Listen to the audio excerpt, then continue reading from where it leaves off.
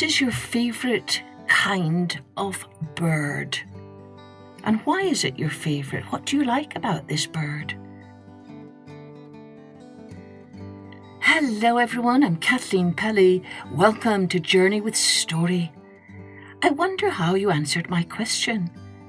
Perhaps some of you said your favourite bird was a parrot, or a swan, or a hummingbird.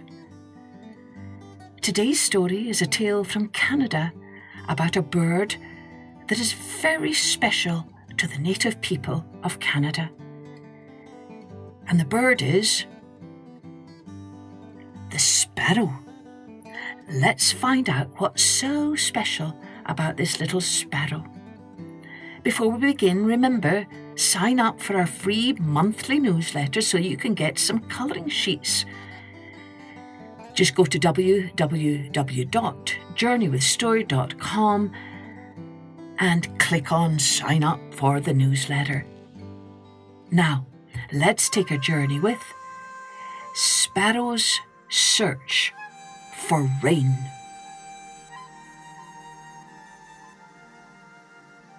In a village near the sea lived a man and his daughter. Many of the young men in the village wished to marry the girl, but she thought they were all too dull and foolish, and she told them so. The young men were annoyed at being called dull and foolish. "That girl is too proud," they complained to each other. "Let's teach her that she shouldn't insult us." They went to see Whirlwind, one of the most powerful men in the village, to ask for his help. Just as the young men were telling Whirlwind about the girl, she appeared on the path nearby. Whirlwind smiled mischievously. He made himself invisible, rushed towards her, and knocked her down in the mud. "Now you look dull and foolish," cried the young men, and the girl ran home, covered in mud and filled with shame. The girl's father was very angry to hear what Whirlwind had done. He complained to the chief, who told Whirlwind that he must leave the village and never return. Whirlwind's friend, Rain, asked to go with him, for Rain was blind and relied on Whirlwind to lead him. "Take me along with you," he said to Whirlwind, "and I will keep you company." So Whirlwind led Rain away from the village, and where they went, nobody knew. At first, nobody missed the mischief maker and his friend, but before long the chief realized he had acted unwisely, for without wind, there was no rain to water the crops and fill the rivers. The people begged their chief to allow Whirlwind to return, and he agreed. He asked Fox to search for Whirlwind and Rain. Fox looked for signs of water all over the wooded mountains, but everywhere the grass was withered and the streams were dry. At last, Fox returned to the village, alone. Then the chief asked Bear to continue the search.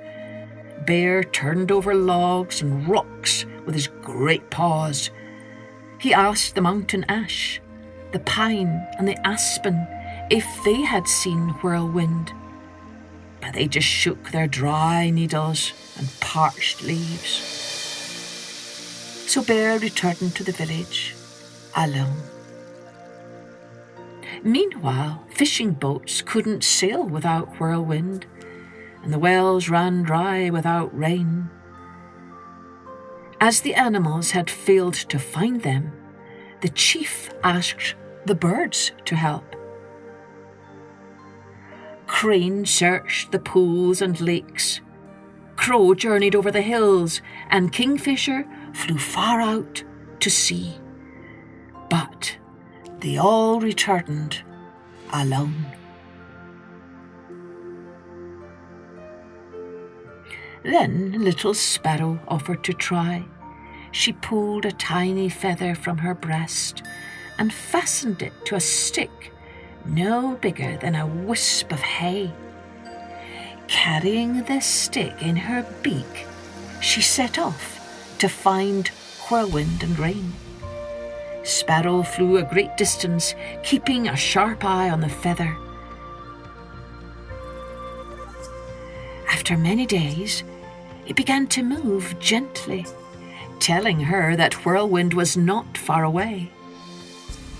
On she flew, following the direction of the wind, and down below she began to see green grass and streams of running water, telling her that rain had passed that way.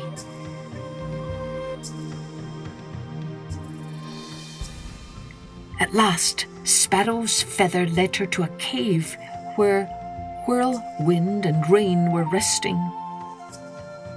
She told them how the people were suffering without wind and water and wished them to return. "Go home and tell the people we shall come," said Whirlwind. Sparrow flew back to the village. However, before she went to the chief, she took the good news to her own people,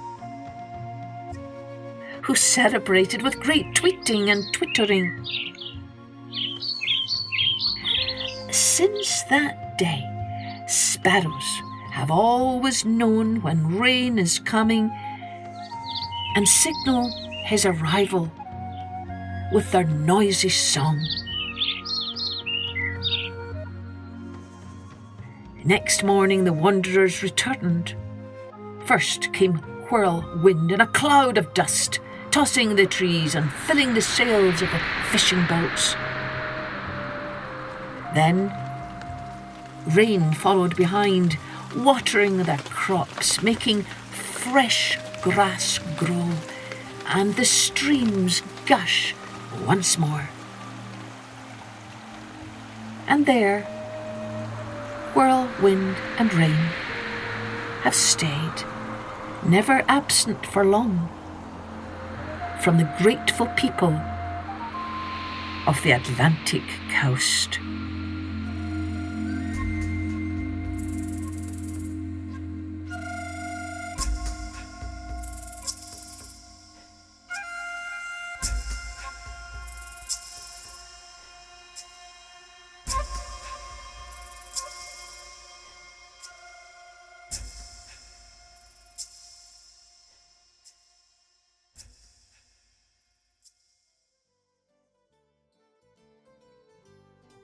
Oh, isn't that a lovely story to remind us how precious rain is and how precious the little sparrows are who always know when rain is coming and let us know with their noisy song.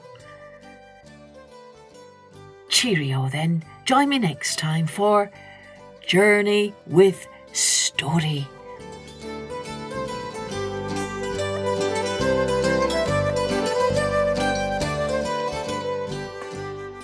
Music and post-production was by Colette Jonas.